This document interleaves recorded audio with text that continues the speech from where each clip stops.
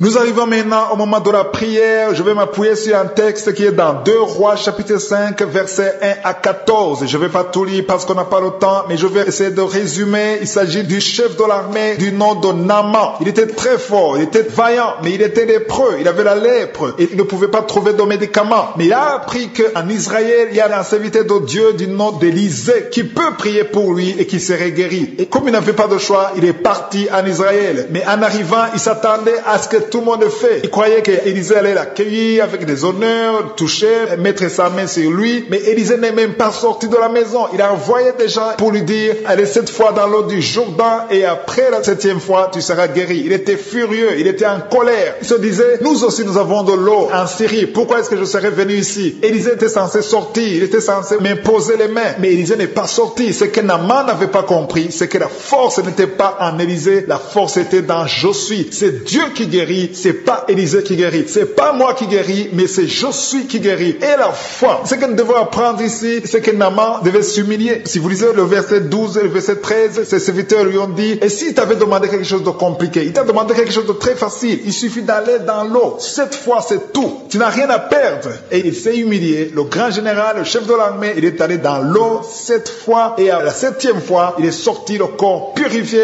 sans lèpre, comme la peau d'un bébé. Il a eu sa guérison parce qu'il a obéi et il a eu la foi. Ayez la foi. Mets ta main là où tu souffres. Va dans un endroit calme. Ne sois pas distrait. Ou si tu veux un enfant, mets ta main sur le ventre. Et surtout, je ne dois pas mentionner ta maladie. Il y a quelques maladies que je vais citer, mais même si je ne cite pas ta maladie, je vais t'informer que la majorité des maladies qui sont guéries, je ne les cite même pas parce qu'il y a des gens qui vont être délivrés. Je sens la puissance de Dieu. Il y a des gens qui sentent déjà la manifestation. Avant de commencer la prière, j'ai senti qu'il y a beaucoup de guérisons. Il y a beaucoup de miracles qui vont s'opérer dans quelques secondes. Sois prêt et nous allons prier dans le nom de Jésus. Dieu vivant, Dieu d'Abraham, d'Isaac, de Jacob, c'est toi Jéhovah Jireh, c'est toi Tchikenu, c'est toi Rapha, c'est toi El Shaddai. Nous venons dans ta présence dans le nom de Jésus. Nous venons parce que nous avons la foi que tu es le même hier, aujourd'hui et éternellement. Tu n'as pas changé. Je te montre tous ceux qui sont à genoux. Je te montre ceux qui ont mis la main là où ils souffrent parce que tu es Dieu. Tous ceux qui sont à genoux, ceux qui sont de prière, c'est parce qu'ils croient en ta puissance. Je te remercie Seigneur parce qu'il y a déjà la manifestation. Il y a des gens qui sentent déjà la manifestation, qui sentent la délivrance. Il y a des liens, des chaînes du diable qui sont en train d'être brisés. Je te remercie Seigneur parce qu'il y a ta présence. Il y a une dame qui est en train de prier. Tu sens de la chaleur dans ton ventre. Tu as mis tes mains sur le ventre. Tu ne veux pas un enfant mais tu souffres. Tu es malade. Que tes douleurs abdominales cessent au nom de Jésus. Je te remercie Seigneur parce que tu la délivres. Je te remercie pour les liens de masturbation que tu brises. Il y a des hommes et des femmes qui sont libérés d'esprit de masturbation. Je te remercie Seigneur parce qu'il y a beaucoup qui sont liés par cet esprit et ils sont de prier pour la délivrance. Si tu pries pour ça, et la foi que le Seigneur te délivre. Merci Seigneur pour la dame qui est mariée mais qui est liée par l'esprit d'adultère, qui trompe son mari. Que cet esprit d'adultère fuit au nom de Jésus. Je proclame la victoire, je proclame la repentance, je proclame le salut. Merci Seigneur pour les 2 jeunes qui sont liés par la fornication. Que cet esprit fuit au nom de Jésus. Merci pour ta présence Seigneur. Merci pour cet homme qui est employé de femme de nuit. Si c'est toi qui es employé de femme de nuit, il y a une femme qui vient toujours dans les rêves, avec qui tu fais des rapports sexuels. Mets ta main sur la tête et aie la foi. Je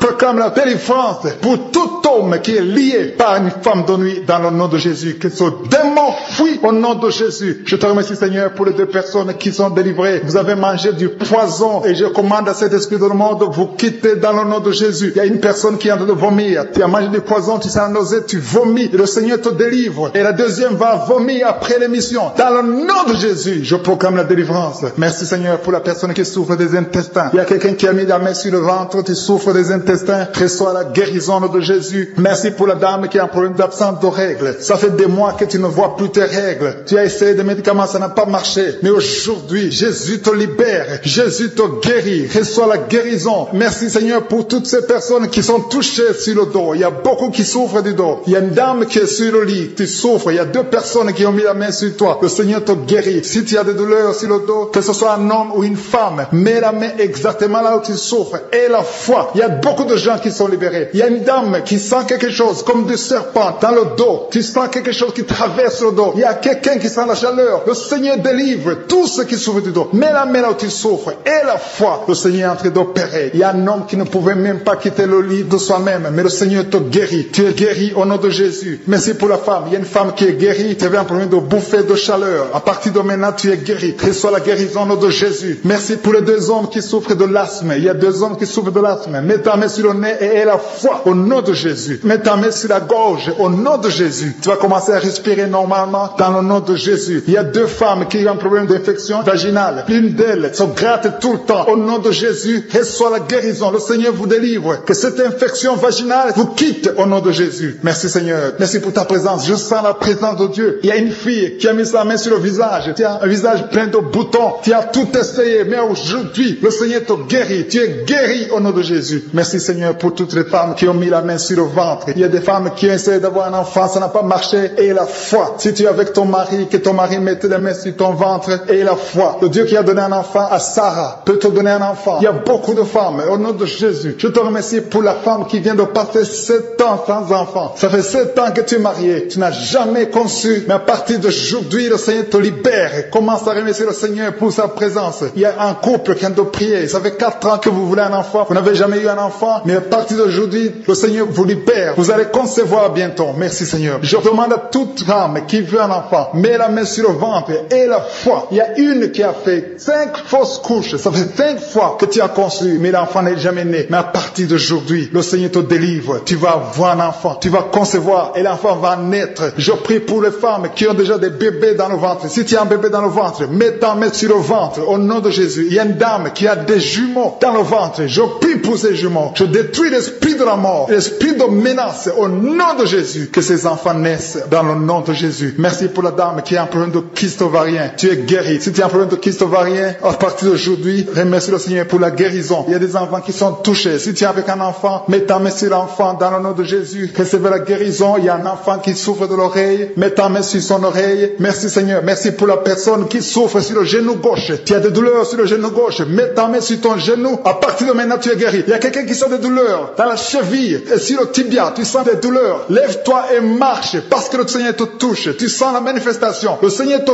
guérit au nom de Jésus. Merci Seigneur. Merci pour les 2 personnes qui sont guéries de l'estomac. Il y a un homme et une femme qui souffrent de l'estomac. Il y a quelqu'un qui a des douleurs au niveau de l'œil. Le Seigneur te touche. Quelqu'un qui a un problème de nerf sciatique. Tu es guéri au nom de Jésus. Quelqu'un qui a des poumons, qui souffre au niveau des poumons. Il y a quelqu'un qui prie pour sa maman qui est à l'hôpital. Ta maman est guérie. Il y a quelqu'un qui est guéri de l'infection urinaire. Je te remercie Seigneur. Je ne peux pas citer toutes les maladies. Si tu n'as pas entendu ta maladie, aie la foi que tu es guéri. Si tu n'as pas senti la manifestation, aie la foi que si tu as une maladie, tu as un problème, un lien que tu veux la délivrance, nous allons prier au nom de Jésus. J'ai dit, nous allons prier au nom de Jésus parce que c'est Jésus qui guérit. Ce n'est pas moi qui guéris, mais c'est Jésus qui guérit. Nous allons appeler Jésus selon sa parole. La parole de Dieu nous le confirme que Jésus est au-dessus de tout. Vous pouvez lire dans Philippiens 2, versets 9 à 10. Il est écrit, c'est pourquoi aussi Dieu l'a souverainement élevé et lui a donné le nom qui est au-dessus de tout nom, afin qu'au nom de Jésus, tout genou fléchisse dans les cieux, sur la terre et sous la terre. Peu importe le nom de ta maladie, son nom est en dessous du nom de Jésus. Rien n'est impossible au nom de Jésus. Jésus est capable. Les démons le voyaient à distance et ils commençaient à trembler, ils commençaient à crier, parce que le nom de Jésus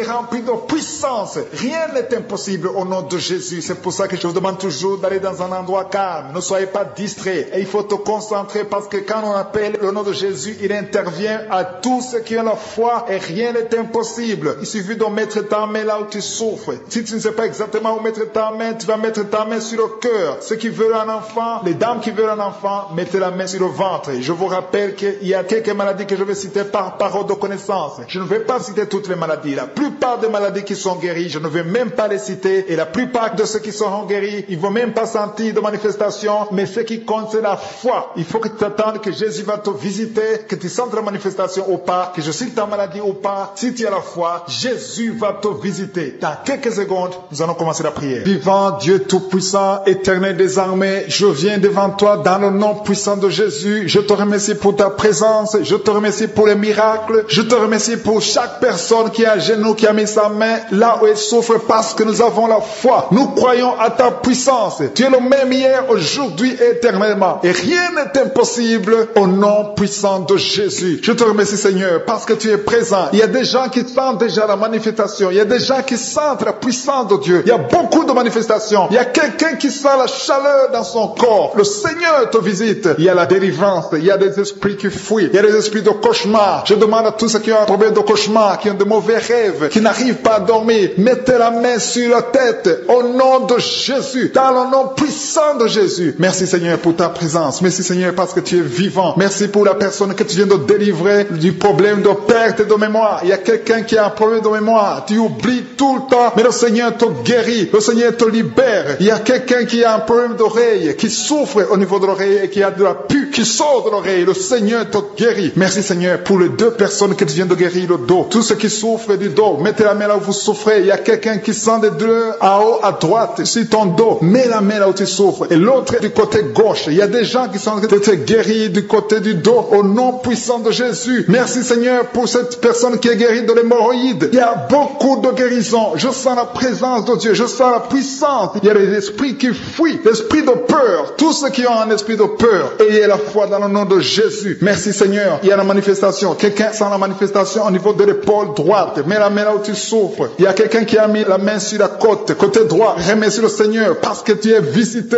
Il y a quelqu'un qui souffre au niveau du bras droit, sur l'avant-bras. Le Seigneur te guérit. Merci Seigneur pour la personne qui est guérie de l'oreille gauche. Il y a 2 personnes qui souffrent dans les selles, côté droit et le côté gauche. Mettez la main dans les selles et remercie le Seigneur parce qu'il y a la guérison, il y a la puissance de Dieu. Je te remercie Seigneur pour la personne qui a un problème sur l'orteil du pied gauche. Merci parce qu'il y a la guérison, il y a la présence de Dieu. Il y a quelqu'un qui sent des douleurs au niveau de la coude gauche et quelqu'un d'autre au niveau du cou, ton cou. Il y a des gens qui sont en train de te guérir au niveau du cou. Mets la main là où tu as des douleurs. Tu sens les douleurs, mais le Seigneur te visite. Il y a quelqu'un qui est guéri de l'estomac. Merci Seigneur pour ta présence. Merci pour la personne qui est guérie de l'estomac. Ça fait longtemps que tu ne manges pas n'importe quoi, mais à partir de maintenant tu es guéri. Mets ta main sur le côté gauche, sur ton ventre et remercie le Seigneur pour la guérison. Il y a la présence de Dieu. Il y a quelqu'un qui est guéri de l'oreille gauche. Tu souffres de l'oreille gauche. Il y a la présence de Dieu. Et encore une personne sur le dos, côté gauche. Mets ta main là où tu souffres. Il y a une personne qui est guérie maintenant même. Tu sens quelque chose au niveau du dos. Merci Seigneur pour ta présence. Merci parce que tu es le même hier, aujourd'hui, éternellement. Tu changes pas. Il y a quelqu'un qui a un problème sur le poignet gauche. Le Seigneur te guérit. Merci Seigneur. Il y a des gens qui sont en train d'être délivrés. Il y a quelqu'un qui souffre de l'hépatite C.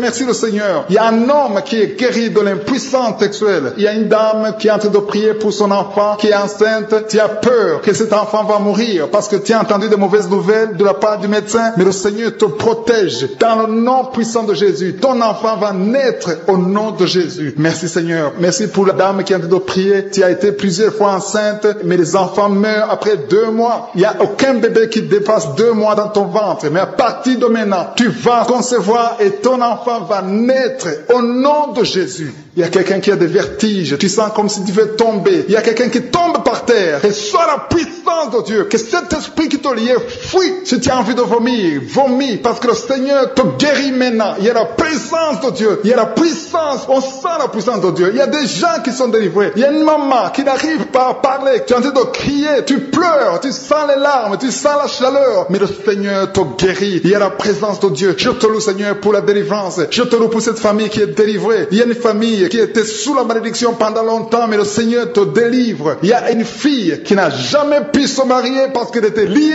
Reçois la guérison, reçois la délivrance au nom de Jésus. Merci Seigneur, merci, merci, merci. Merci pour tous ces gens qui sont en train d'être délivrés. Il y a la victoire, il y a la délivrance, il y a la guérison. Il y a quelqu'un qui souffre de l'hypertension. Reçois la guérison dans le nom de Jésus. Il y a quelqu'un qui est en train de prier pour son enfant à l'hôpital. Et une autre prie pour sa mère qui est à l'hôpital. Il y a 2 personnes qui vont sortir de l'hôpital dans le nom puissant de Jésus. Il y a quelqu'un qui écoute à partir de l'hôpital. Et notre personne est en train de prier pour toi. Il a mis les mains sur toi. Mais reçois la guérison au nom de Jésus. Alléluia. Il y a une dame qui souffre de la constipation. Ça fait longtemps, des années que tu souffres de la constipation. Tu as essayé toutes sortes de médicaments. Mais à partir d'aujourd'hui, il y a la puissance. Dieu visité. Reçois la visite visitation. Le Seigneur te guérit. Merci Seigneur pour ta présence. Merci pour cet homme qui a un problème de rein. Tu as des sondes sur toi, mais le Seigneur te guérit et tu vas débrancher toutes ces sondes parce que le Seigneur te donne la guérison lui-même dans le nom de Jésus. Alléluia, alléluia. À toi la gloire Seigneur, à toi la puissance. Merci pour ta présence. Merci pour ta visitation. Merci parce que tu guéris. Quand tu ouvres, personne ne ferme. Je demande à tous ceux qui sont avec moi de lever vos voix, ouvrez vos bouches,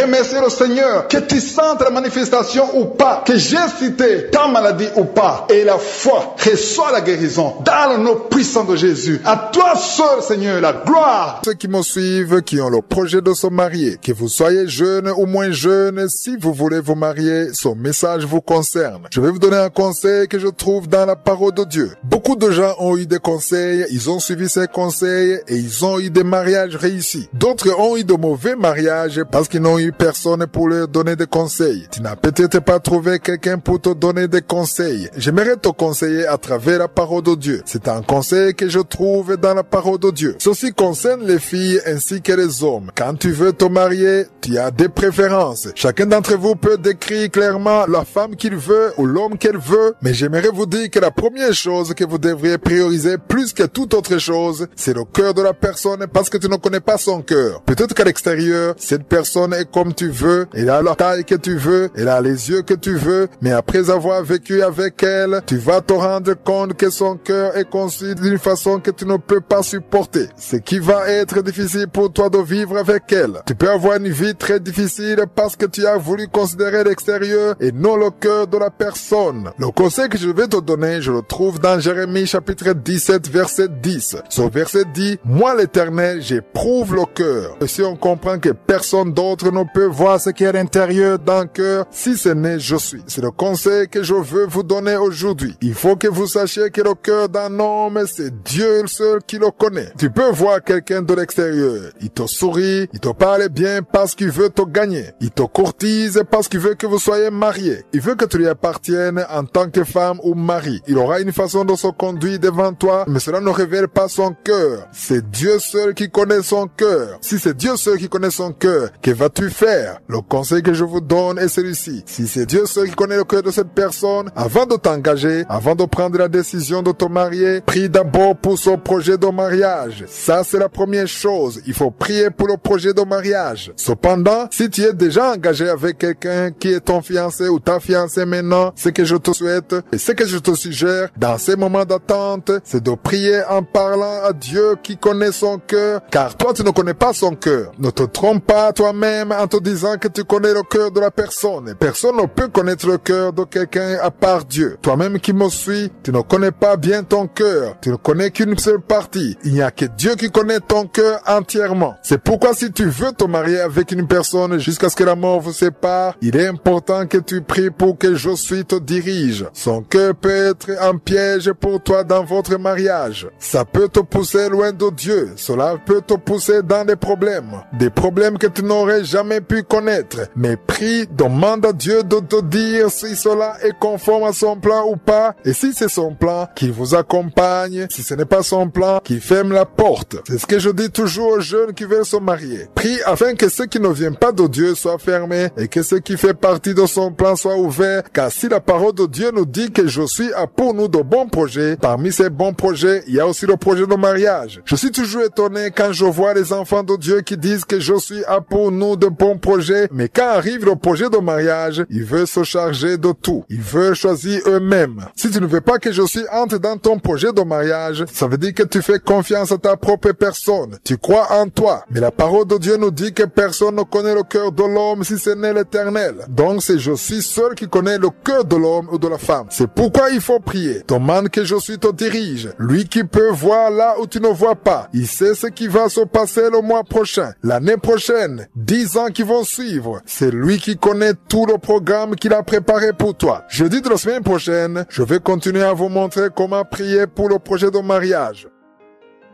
la deuxième partie, nous continuons l'étude du premier chapitre du livre de Ruth. Nous avons commencé ce lundi. Hier, j'étais en train de vous dire que Naomi, après avoir perdu son mari et ses 2 fils, elle est restée avec ses 2 belles filles. Elle était dans la souffrance, elle avait perdu espoir. Cependant, elle a entendu de bonnes nouvelles que Dieu avait donné du pain à son peuple. Rappelez-vous, ils avaient fui la famine. Elle a ainsi voulu retourner chez elle. Ruth et Orpa n'ont pas voulu la laisser partir. Elles voulaient la suivre. Naomi a essayé de les dissuader de la suivre en leur montrant que même si elles décident de la suivre, elles ne pourront pas refaire leur vie. Elles avaient besoin de se remarier, d'avoir leur propre foyer, d'avoir des enfants. Naomi leur a dit qu'elle ne pouvait pas les aider à avoir un mari car la loi disait que lorsque le mari est mort, son frère pouvait épouser sa veuve pour lui donner une descendance. La veuve ne pouvait épouser un homme du dehors. Les enfants qui naissaient à partir de cette union étaient les enfants du défunt mari. Si Naomi pouvait avoir un autre fils,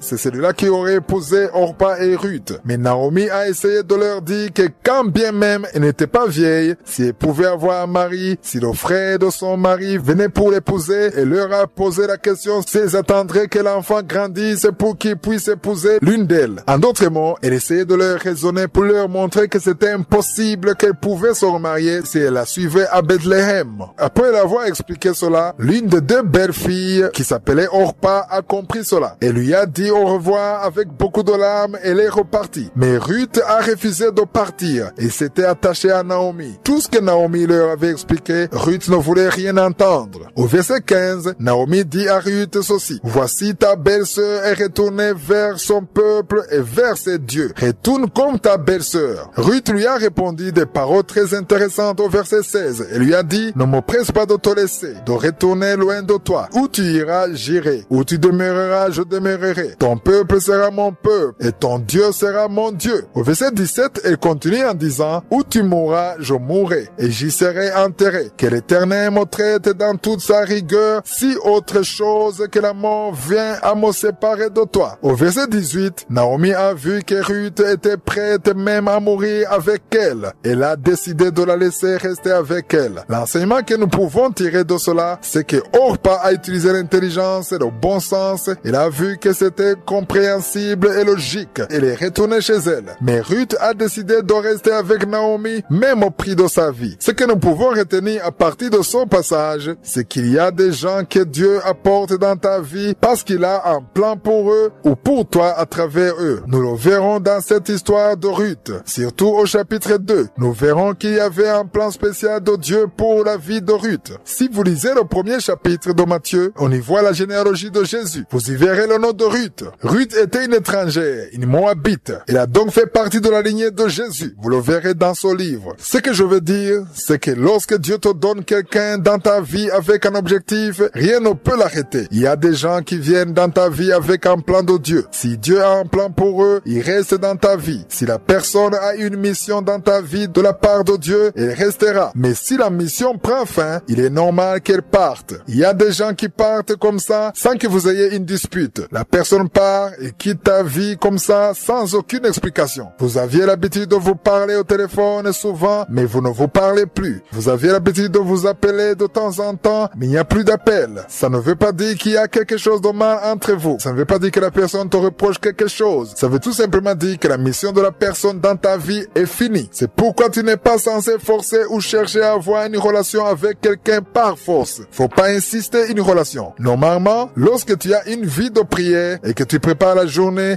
Dieu te donne des gens dans ta vie conformément au plan qu'il a pour toi. Lorsque tu fais tout pour être en relation avec quelqu'un, quand tu essaies de forcer une relation, peut-être c'est parce que tu as un objectif donné, tu te retrouves parfois en train de faire des choses qui t'éloignent du plan de Dieu. Ici, dans ce passage, nous voyons que Ruth était dans le plan de Dieu. Ce n'était pas seulement pour Naomi, mais c'était pour le monde entier. Parce qu'à travers Ruth, on voit le sauveur du monde, c'est-à-dire Jésus. Dieu avait un plan pour Ruth. C'est pourquoi il n'a pas pu partir. Mais pour Orpa, Dieu n'avait pas d'autre plan pour elle. C'est pourquoi il a cédé et elle est partie. Si tu vois qu'il y a des gens qui quittent ta vie facilement, n'aie pas peur. Prie seulement afin que Dieu te donne ceux qui viennent de lui. Les personnes que Dieu va te donner, il te les donnera, mais ceux que Dieu va éloigner, il va les éloigner si tu restes dans son plan. Ne cherche plus à savoir ce que tu as fait pour que ces personnes partent. Il faut que tu gardes la paix en toi. Laisse Dieu diriger tes relations relations. Il y a des relations que Dieu peut détruire et d'autres relations que Dieu renforce selon son plan. C'est la même chose pour le salut. Je vais vous montrer dans l'émission de demain, si Josué le veut, qu'il ne faut pas utiliser la force. Il faut pas beaucoup insister pour que les gens acceptent le salut. Fais ce que tu aimes dans la prière. Si tu soutiens Kangoka dans la prière, que Josué te bénisse, car nous avons grandement besoin de tes prières. Nous ne pourrions rien faire sans vous qui êtes derrière nous et qui priez pour nous. Je vous rappelle aussi que chaque fois que vous priez pour l'équipe Kangoka, n'oubliez pas de prier pour les partenaires de Kangoka. Priez pour eux afin que cette œuvre puisse avancer, que toute la gloire revienne à Josué. Chaque lundi, je vous rappelle que Josué est le nom de Dieu que nous utilisons souvent dans Kangoka conformément à la parole de Dieu. Dieu lui-même s'est donné le nom de Josué comme nous le lisons dans Exode 3 verset 14. Je vous rappelle également la devise de Kangoka en 3 points. Premièrement, nous devons accepter la volonté de Dieu même lorsqu'elle est différente de la nôtre. Deuxièmement, nous devons prier tous les jours. Troisièmement, nous ne devons pas nous lamenter, mais nous devons rendre grâce à Dieu en toutes choses. Aujourd'hui, nous allons nous entretenir sur le premier point, à savoir d'accepter la volonté de Dieu même quand elle est différente de la nôtre. C'est une chose qui est très difficile pour les enfants de Dieu. Il est très difficile d'accepter de laisser ce qui est à toi et accepter ce que Josué veut, surtout lorsque c'est différent de ta volonté. L'histoire que je veux qu'on lise est celle d'Esther.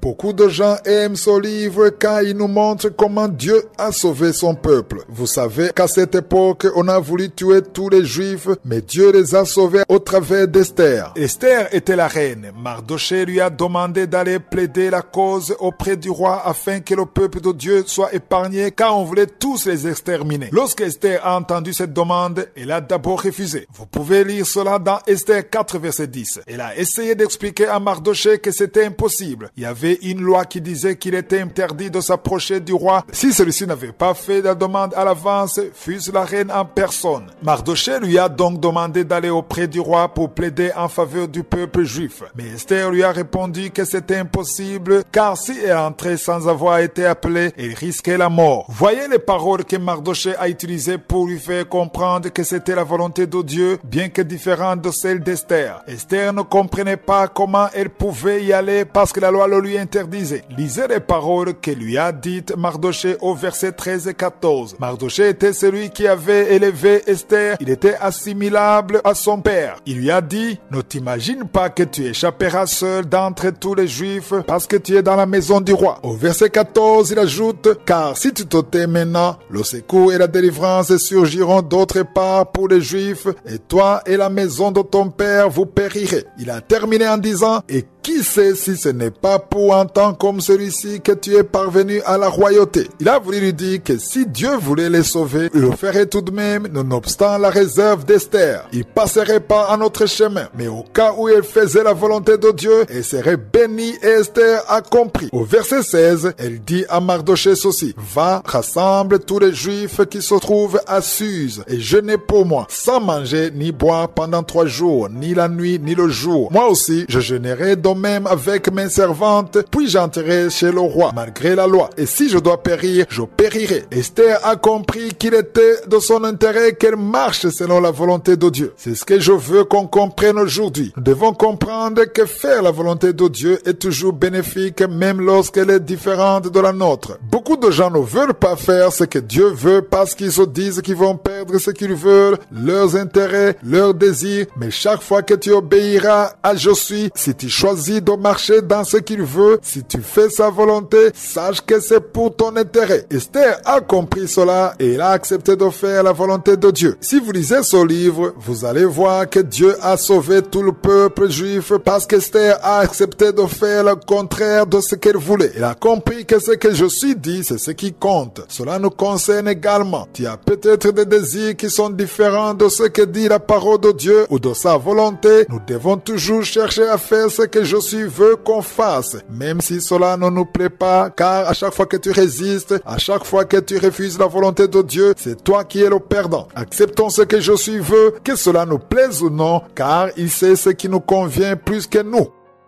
partie dédiée à l'enseignement et nous poursuivons l'étude du livre de Samuel. Nous avons commencé l'étude du premier livre de Samuel depuis le 13 juin. Vendredi dernier, nous étions au chapitre 30. J'ai dit que c'est un chapitre que j'aime beaucoup, c'est pourquoi je ne vais pas me presser. Je vais prendre mon temps car il y a certaines choses qu'on a besoin d'apprendre. J'étais en train de vous montrer comment David avait également perdu espoir. Il a pleuré parmi les autres. Ces hommes n'ont pas pleuré tout seuls. Le verset 4 dit que David et le peuple qui était avec lui élevèrent la voix et pleurèrent jusqu'à ce qu'ils n'eussent plus la force de pleurer. Au nombre de ceux qui n'avaient plus la force de pleurer, l'on comptait David. Je ne sais pas combien de temps tu as passé à pleurer. Il y a quelqu'un qui m'écoute qui a passé beaucoup de temps dans les pleurs. Tu ne pries plus, tu as abandonné la prière. Il y a une dame qui m'écoute qui a arrêté de prier à cause du problème qu'elle a dans son mariage. Tu as pleuré jusqu'à ce que tu n'aies plus la force de pleurer et tu n'as même plus la force de prier. J'aimerais que tu prennes exemple sur David. Voyons ce qu'il a fait. Quand il est arrivé à un point où il était fatigué de pleurer, il a compris qu'il devait reprendre courage en s'appuyant sur l'Éternel. Tu peux avoir quelqu'un qui t'encourage. Dans cette émission, j'essaie toujours de vous encourager sur tous les mardis. Je vous donne une parole pour vous encourager. Mais il arrive que tu puisses manquer de paroles d'encouragement. Il y a des gens qui n'ont personne qui les encourage ou bien cette parole n'arrive pas à t'encourager comme tu le voudrais. Lorsque j'essaie d'encourager les gens chaque mardi, je ne le fais pas autrement. Je ne leur dis pas de se calmer, de prendre courage. Je ne leur dis pas que la vie est comme ça et qu'il faut changer la façon dont on voit les choses. Non, je donne toujours une parole. Chaque mardi, je donne une parole. Cette parole que je donne, je le fais parce que je veux que votre foi soit basée sur la parole de Dieu. David s'est encouragé premièrement et il s'est ensuite appuyé sur l'Éternel. Ainsi, lorsque j'encourage les gens, je donne toujours une parole pour que ceux qui ont perdu espoir, ceux qui sont désespérés, bâtissent leur foi sur la dite parole. Cette parole doit t'encourager, paroles qui sont nécessaires, mais c'est la parole de Dieu que je vous donne qui doit vous encourager. Quand David a compris qu'il ne pouvait plus rien faire, il s'est appuyé sur l'Éternel, mais il l'a fait après avoir pleuré. J'aimerais vous dire que David a également pleuré. Si tu es en train de pleurer, sache que tu ne fais rien de mal, mais ne continue pas de pleurer. À ceux qui sont en train de pleurer, changez d'attitude. Il est vrai que tu as pleuré, mais ne continue pas de pleurer. Il y a beaucoup de gens qui ont passé beaucoup d'années dans les pleurs. Il y en a qui pleurent pendant des années et des années. Je le sais parce que moi aussi j'ai vécu cela. Ça fait maintenant plusieurs années. Lorsque j'ai perdu ma mère, c'était en 1995. J'ai passé beaucoup d'années, presque 6 ans dans les pleurs. Les gens me voyaient sourire, mais je pleurais à l'intérieur. J'ai passé presque 6 ans dans les pleurs et après ces années, j'ai entendu une parole, je me suis encouragé en me basant sur la parole de Dieu. C'est la parole qui m'a encouragé car j'ai compris que si je continuais à pleurer, ça n'allait pas me servir à grand chose. Tu peux pleurer lorsque tu perds quelqu'un, c'est normal, mais il ne faut pas continuer à pleurer toute ta vie. Il faut que tu arrives à un stade où tu te dis qu'il est temps de prendre courage. Parfois, tu peux avoir quelqu'un qui t'encourage, comprenez-le bien. Lorsque tu as un problème, il peut y avoir quelqu'un à côté de toi pour t'encourager. Moi aussi, j'essaie d'encourager les gens du mieux que je peux car ils sont nombreux à suivre cette émission qui ont besoin d'être encouragés. Mais il arrive aussi que tu n'aies personne à côté de toi pour t'encourager. Il arrive aussi que personne ne sache que tu as des problèmes parce que tu n'en parles pas et que tu gardes ça en toi. Ainsi, tu n'as personne pour t'encourager. Si personne n'est là pour t'encourager, il faut faire ce que David a fait en dernière partie du verset 6. Il a repris courage en s'appuyant sur l'Éternel. Il a consulté Dieu et Dieu lui a donné l'autorisation de poursuivre Amalek. J'espère que vous avez lu ces passages car je ne vais pas lire verset par verset. Mais ce que j'ai voulu vous montrer, c'est que vu que David a repris courage et qu'il a décidé de s'appuyer sur l'Éternel, le verset 7 nous dit qu'il dit au sacrificateur Abiatar, fils d'Achimelech, apportez-moi donc l'éphod. Abiatar apporta l'éphod à David. Au verset 9, il est écrit que David se mit en marche,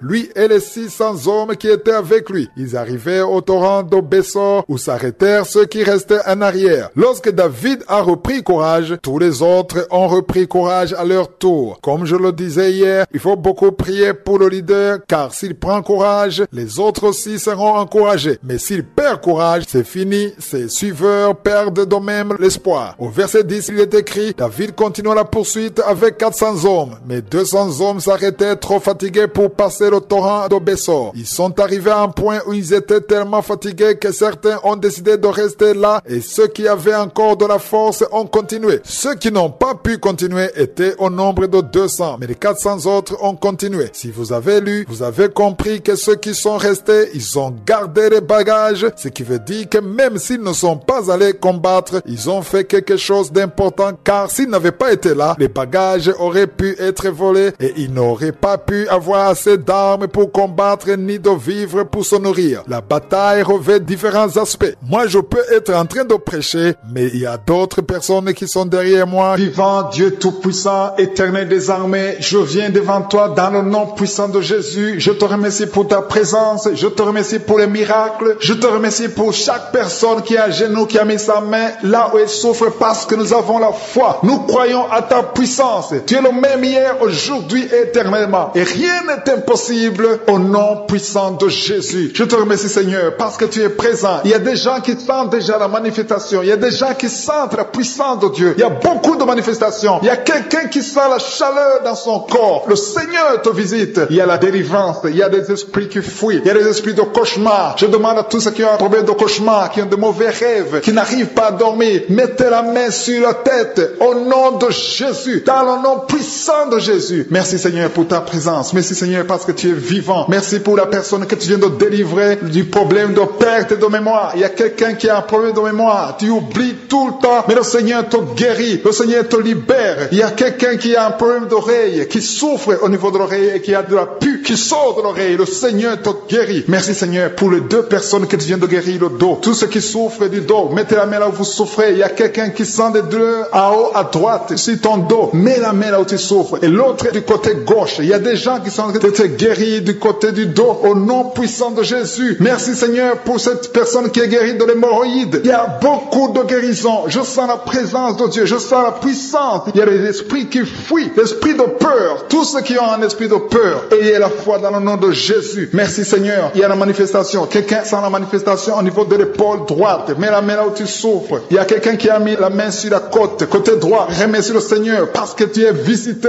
Il y a quelqu'un qui souffre au niveau du bras droit. Sur l'avant-bras. Le Seigneur te guérit. Merci Seigneur pour la personne qui est guérie de l'oreille gauche. Il y a deux personnes qui souffrent dans les selles. Côté droit et le côté gauche. Mettez la main dans les selles et remercie le Seigneur. Parce qu'il y a la guérison. Il y a la puissance de Dieu. Je te remercie Seigneur pour la personne qui a un problème sur l'orteil du pied gauche. Merci parce qu'il y a la guérison. Il y a la présence de Dieu. Il y a quelqu'un qui sent des douleurs au niveau de la coude gauche. Et quelqu'un d'autre au niveau du cou. Ton cou. Il y a des gens qui sont en train de te guérir au niveau du cou. Mets la main là où tu as des douleurs. Tu sens les douleurs. Mais le Seigneur te visite. Il y a quelqu'un qui est guéri de l'estomac. Merci Seigneur pour ta présence. Merci pour la personne qui est guérie de l'estomac. Ça fait longtemps que tu ne manges pas n'importe quoi. Mais à partir de maintenant, tu es guéri. Mets ta main sur le côté gauche, sur ton ventre et remercie le Seigneur pour la guérison. Il y a la présence de Dieu. Il y a quelqu'un qui est guéri de l'oreille gauche. Tu souffres de l'oreille gauche. Il y a la présence de Dieu. Et encore une personne sur le dos, côté gauche. Mets ta main là où tu souffres. Il y a une personne qui est guérie maintenant même. Tu sens quelque chose au niveau du dos. Merci Seigneur pour ta présence. Merci parce que tu es le même hier, aujourd'hui, éternellement. Tu changes pas. Il y a quelqu'un qui a un problème sur le poignet gauche. Le Seigneur te guérit. Merci Seigneur. Il y a des gens qui sont en train d'être délivrés. Il y a quelqu'un qui souffre de l'hépatite C.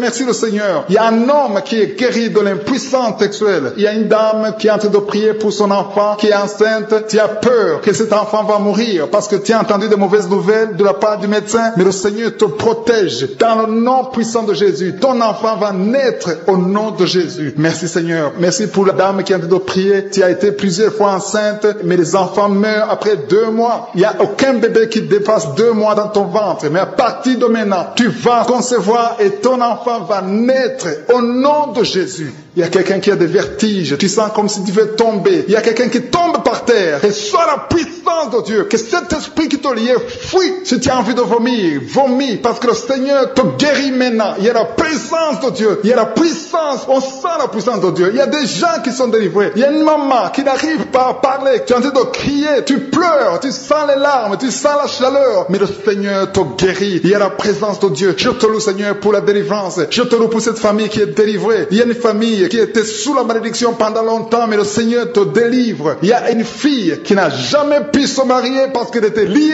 Reçois la guérison, reçois la délivrance au nom de Jésus. Merci Seigneur, merci, merci, merci. Merci pour tous ces gens qui sont en train d'être délivrés. Il y a la victoire, il y a la délivrance, il y a la guérison. Il y a quelqu'un qui souffre de l'hypertension. Reçois la guérison dans le nom de Jésus. Il y a quelqu'un qui est en train de prier pour son enfant à l'hôpital. Et une autre prie pour sa mère qui est à l'hôpital. Il y a 2 personnes qui vont sortir de l'hôpital dans le nom puissant de Jésus. Il y a quelqu'un qui écoute à partir de l'hôpital. Et notre personne est en train de prier pour toi. Il a mis les mains sur toi. Mais reçois la guérison au nom de Jésus. Alléluia. Il y a une dame qui souffre de la constipation. Ça fait longtemps, des années que tu souffres de la constipation. Tu as essayé toutes sortes de médicaments. Mais à partir d'aujourd'hui, il y a la puissance. Dieu est visité. Reçois la visitation.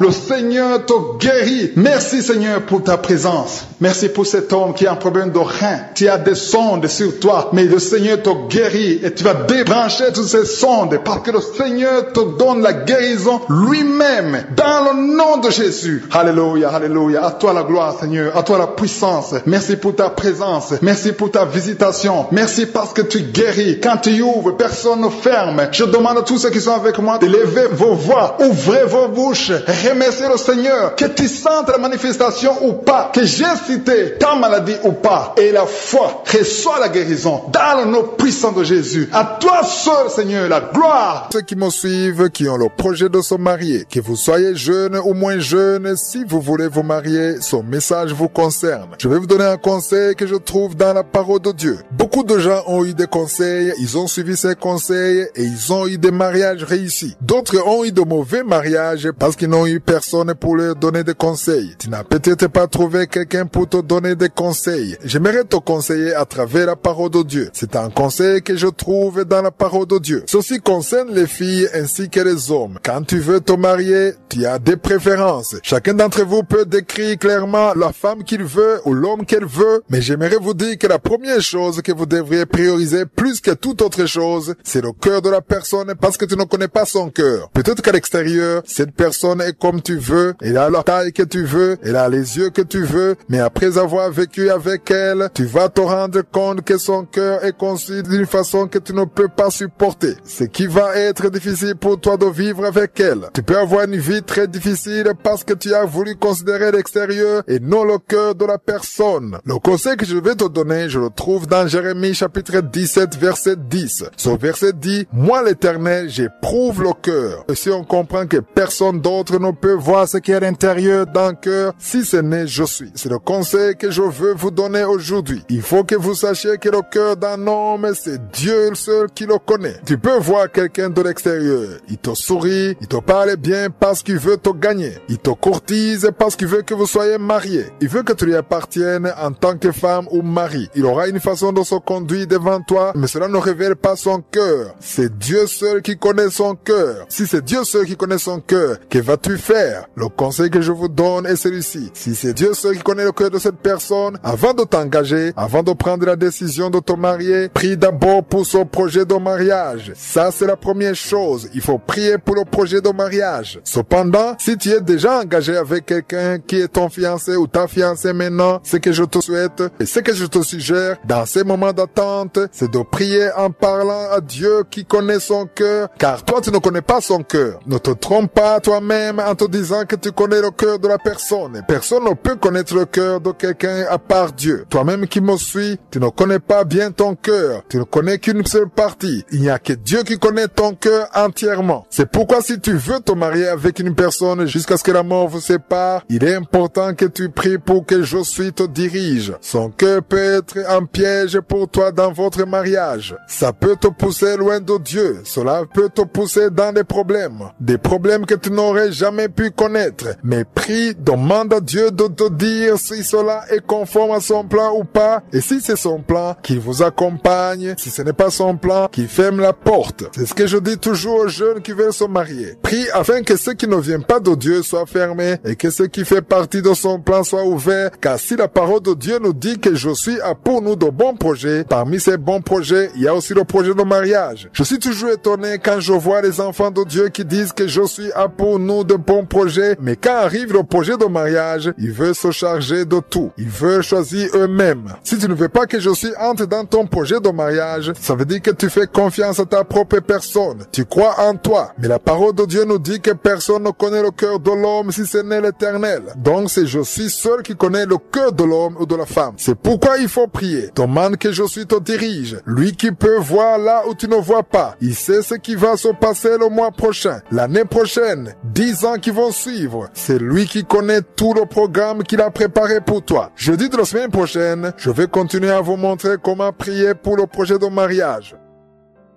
Dans la deuxième partie, nous continuons l'étude du premier chapitre du livre de Ruth. Nous avons commencé ce lundi. Hier, j'étais en train de vous dire que Naomi, après avoir perdu son mari et ses 2 fils, elle est restée avec ses 2 belles filles. Elle était dans la souffrance, elle avait perdu espoir. Cependant, elle a entendu de bonnes nouvelles que Dieu avait donné du pain à son peuple. Rappelez-vous, ils avaient fui la famine. Elle a ainsi voulu retourner chez elle. Ruth et Orpa n'ont pas voulu la laisser partir. Elles voulaient la suivre. Naomi a essayé de les dissuader de la suivre en leur montrant que même si elles décident de la suivre, elles ne pourront pas refaire leur vie. Elles avaient besoin de se remarier, d'avoir leur propre foyer, d'avoir des enfants. Naomi leur a dit qu'elle ne pouvait pas les aider à avoir un mari car la loi disait que lorsque le mari est mort, son frère pouvait épouser sa veuve pour lui donner une descendance. La veuve ne pouvait épouser un homme du dehors. Les enfants qui naissaient à partir de cette union étaient les enfants du défunt mari. Si Naomi pouvait avoir un autre fils, c'est celui-là qui aurait épousé Orpa et Ruth. Mais Naomi a essayé de leur dire que quand bien même elle n'était pas vieille, si elle pouvait avoir un mari, si le frère de son mari venait pour l'épouser, elle leur a posé la question s'ils attendraient que l'enfant grandisse pour qu'il puisse épouser l'une d'elles. En d'autres mots, elle essayait de leur raisonner pour leur montrer que c'était impossible qu'elle pouvait se remarier si elle la suivait à Bethléem. Après avoir expliqué cela, l'une des 2 belles filles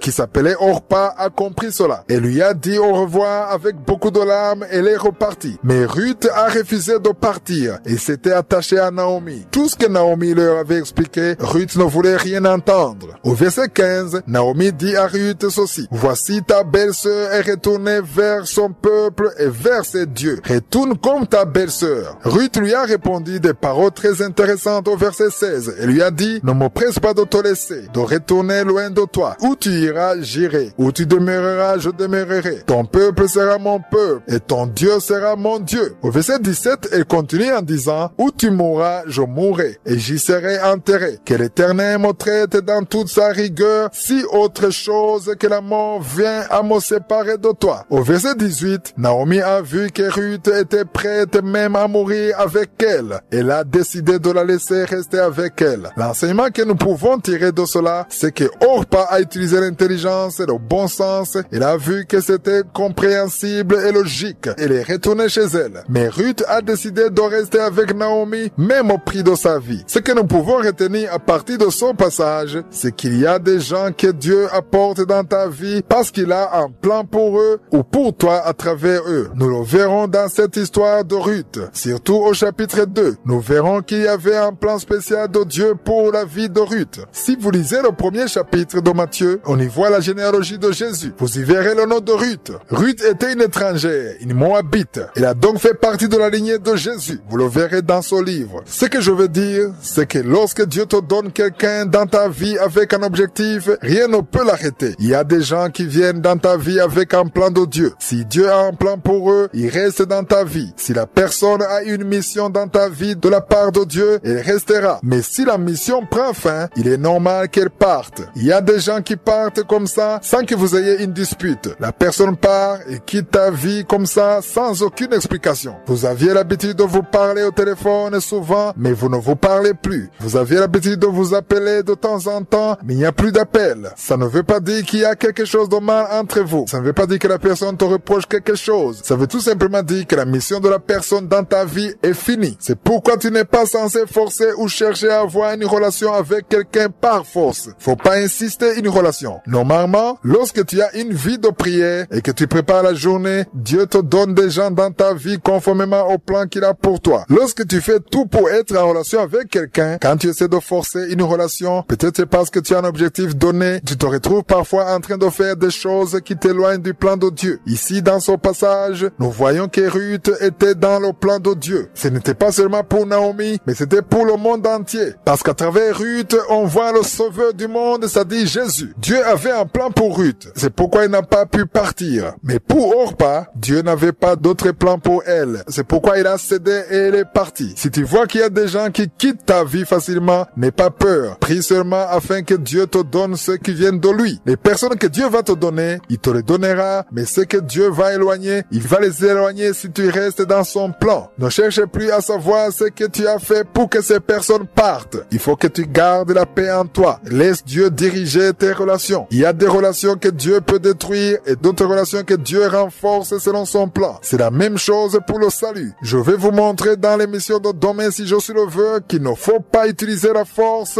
Il faut pas beaucoup insister pour que les gens acceptent le salut. Fais ce que tu aimes dans la prière. Si tu soutiens Kangoka dans la prière, que je suis te bénisse car nous avons grandement besoin de tes prières. Nous ne pourrions rien faire sans vous qui êtes derrière nous et qui priez pour nous. Je vous rappelle aussi que chaque fois que vous priez pour l'équipe Kangoka, n'oubliez pas de prier pour les partenaires de Kangoka. Priez pour eux afin que cette œuvre puisse avancer. Que toute la gloire revienne à Je suis. Chaque lundi, je vous rappelle que Je suis est le nom de Dieu que nous utilisons souvent dans Kangoka conformément à la parole de Dieu. Dieu lui-même s'est donné le nom de Je suis comme nous le lisons dans Exode 3 verset 14. Je vous rappelle également la devise de Kangoka en 3 points. Premièrement, nous devons accepter la volonté de Dieu même lorsqu'elle est différente de la nôtre. Deuxièmement, nous devons prier tous les jours. Troisièmement, nous ne devons pas nous lamenter, mais nous devons rendre grâce à Dieu en toutes choses. Aujourd'hui, nous allons nous entretenir sur le premier point, à savoir d'accepter la volonté de Dieu même quand elle est différente de la nôtre. C'est une chose qui est très difficile pour les enfants de Dieu. Il est très difficile d'accepter, de laisser ce qui est à toi et accepter ce que Je suis veut, surtout lorsque c'est différent de ta volonté. L'histoire que je veux qu'on lise est celle d'Esther.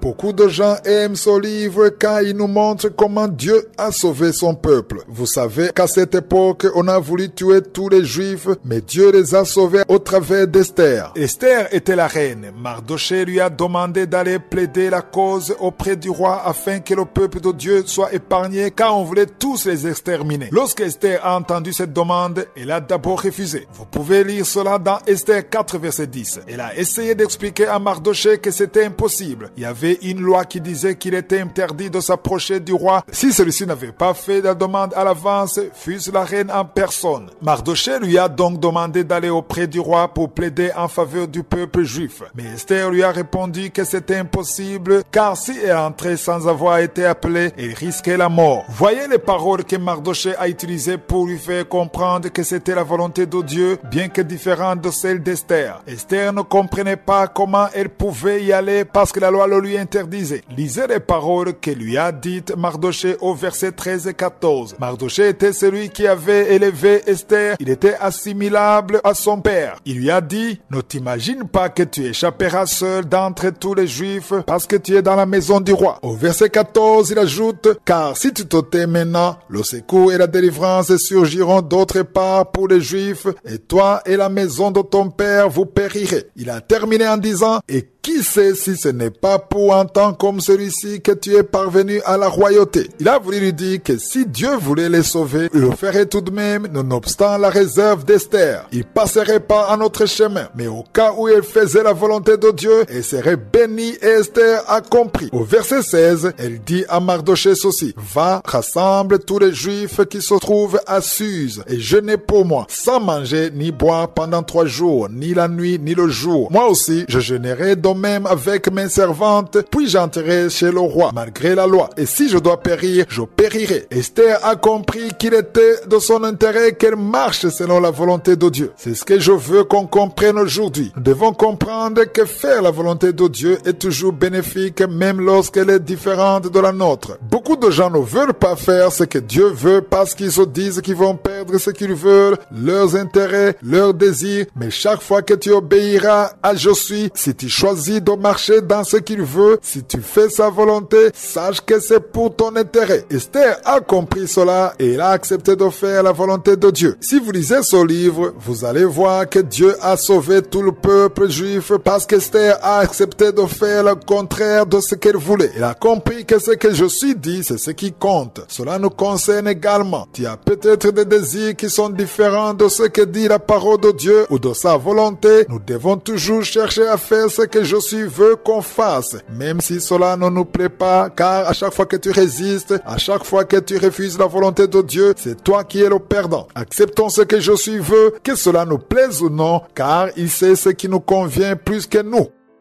Partie dédiée à l'enseignement et nous poursuivons l'étude du livre de Samuel. Nous avons commencé l'étude du premier livre de Samuel depuis le 13 juin. Vendredi dernier, nous étions au chapitre 30. J'ai dit que c'est un chapitre que j'aime beaucoup, c'est pourquoi je ne vais pas me presser. Je vais prendre mon temps car il y a certaines choses qu'on a besoin d'apprendre. J'étais en train de vous montrer comment David avait également perdu espoir. Il a pleuré parmi les autres. Ces hommes n'ont pas pleuré tout seuls. Le verset 4 dit que David et le peuple qui étaient avec lui élevèrent la voix et pleurèrent jusqu'à ce qu'ils n'eussent plus la force de pleurer. Au nombre de ceux qui n'avaient plus la force de pleurer, l'on comptait David. Je ne sais pas combien de temps tu as passé à pleurer. Il y a quelqu'un qui m'écoute qui a passé beaucoup de temps dans les pleurs. Tu ne pries plus, tu as abandonné la prière. Il y a une dame qui m'écoute qui a arrêté de prier à cause du problème qu'elle a dans son mariage. Tu as pleuré jusqu'à ce que tu n'aies plus la force de pleurer et tu n'as même plus la force de prier. J'aimerais que tu prennes exemple sur David. Voyons ce qu'il a fait. Quand il est arrivé à un point où il était fatigué de pleurer, il a compris qu'il devait reprendre courage en s'appuyant sur l'Éternel. Tu peux avoir quelqu'un qui t'encourage. Dans cette émission, j'essaie toujours de vous encourager sur tous les mardis. Je vous donne une parole pour vous encourager. Mais il arrive que tu puisses manquer de paroles d'encouragement. Il y a des gens qui n'ont personne qui les encourage ou bien cette parole n'arrive pas à t'encourager comme tu le voudrais. Lorsque j'essaie d'encourager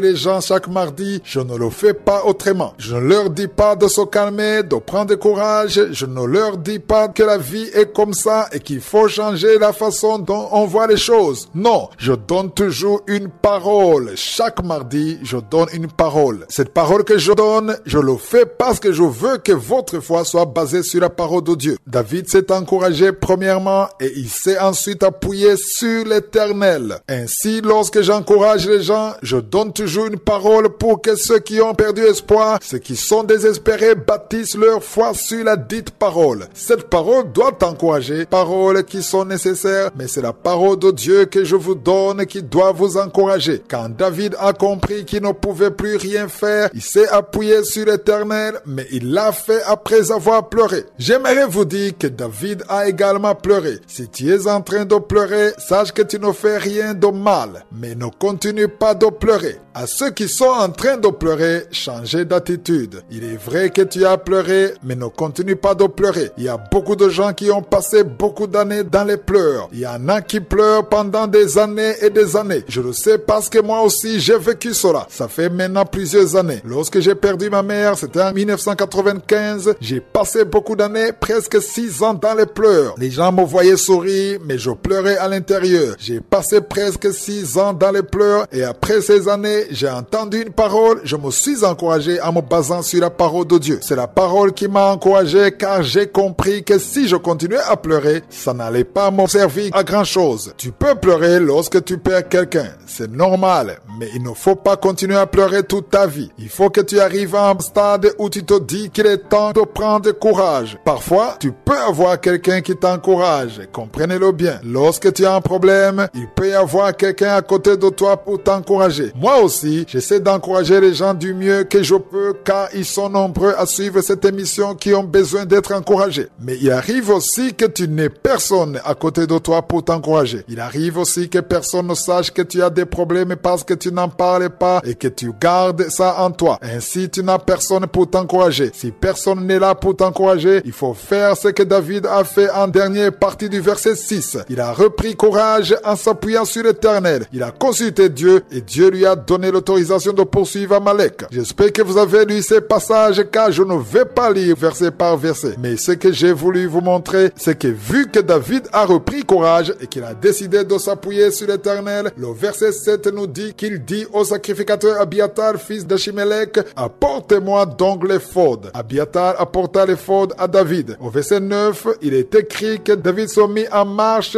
lui et les 600 hommes qui étaient avec lui. Ils arrivèrent au torrent de Bessor où s'arrêtèrent ceux qui restaient en arrière. Lorsque David a repris courage, tous les autres ont repris courage à leur tour. Comme je le disais hier, il faut beaucoup prier pour le leader car s'il prend courage, les autres aussi seront encouragés. Mais s'il perd courage, c'est fini, ses suiveurs perdent de même l'espoir. Au verset 10, il est écrit, David continua la poursuite avec 400 hommes, mais 200 hommes s'arrêtaient trop fatigués pour passer le torrent de Bessor. Ils sont arrivés à un point où ils étaient tellement fatigués que certains ont décidé de rester là et ceux qui avaient encore de la force ont continué. Ceux qui n'ont pas pu continuer étaient au nombre de 200, mais les 400 autres ont continué. Si vous avez lu, vous avez compris que ceux qui sont restés, ils ont gardé les bagages, ce qui veut dire que même s'ils ne sont pas allés combattre, ils ont fait quelque chose d'important car s'ils n'avaient pas été là, les bagages auraient pu être volés et ils n'auraient pas pu avoir assez d'armes pour combattre ni de vivre pour se nourrir. La bataille revêt différents aspects. Moi, je peux être en train de prêcher, mais il y a d'autres personnes qui sont derrière moi. Vivant Dieu Tout-Puissant, Éternel des armées, je viens devant toi dans le nom puissant de Jésus. Je te remercie pour ta présence. Je te remercie pour les miracles. Je te remercie pour chaque personne qui est à genoux, qui a mis sa main là où elle souffre parce que nous avons la foi. Nous croyons à ta puissance. Tu es le même hier, aujourd'hui et éternellement. Et rien n'est impossible au nom puissant de Jésus. Je te remercie Seigneur parce que tu es présent. Il y a des gens qui sentent déjà la manifestation. Il y a des gens qui sentent la puissance de Dieu. Il y a beaucoup de manifestations. Il y a quelqu'un qui sent la chaleur dans son corps. Le Seigneur te visite. Il y a la délivrance. Il y a des esprits qui fuient. Il y a des esprits de cauchemar. Je demande à tous ceux qui ont un problème de cauchemar, qui ont de mauvais rêves, qui n'arrivent pas à dormir, mettez la main sur la tête au nom de Jésus, dans le nom puissant de Jésus. Merci Seigneur pour ta présence. Merci Seigneur parce que tu es vivant. Merci pour la personne que tu viens de délivrer du problème de perte de mémoire. Il y a quelqu'un qui a un problème de mémoire. Tu oublies tout le temps, mais le Seigneur te guérit. Le Seigneur te libère. Il y a quelqu'un qui a un problème d'oreille, qui souffre au niveau de l'oreille et qui a de la pus qui sort de l'oreille. Le Seigneur te guérit. Merci Seigneur pour les deux personnes que tu viens de guérir le dos. Tous ceux qui souffrent du dos, mettez la main là où vous souffrez. Il y a quelqu'un qui sent des douleurs en haut, à droite, sur ton dos. Mets la main là où tu souffres. Et l'autre du côté gauche. Il y a des gens qui sont en train de te guérir du côté du dos au nom puissant de Jésus. Merci Seigneur pour cette personne qui est guérie de l'hémorroïde. Il y a beaucoup de guérisons. Je sens la présence de Dieu. Je sens la puissance. Il y a des esprits qui fuient. L'esprit de peur. Tous ceux qui ont un esprit de peur. Ayez la foi dans le nom de Jésus. Merci Seigneur. Il y a la manifestation. Quelqu'un sent la manifestation au niveau de l'épaule droite. Mets la main là où tu souffres. Il y a quelqu'un qui a mis la main sur la côte. Côté droit. Remercie le Seigneur parce que tu es visité.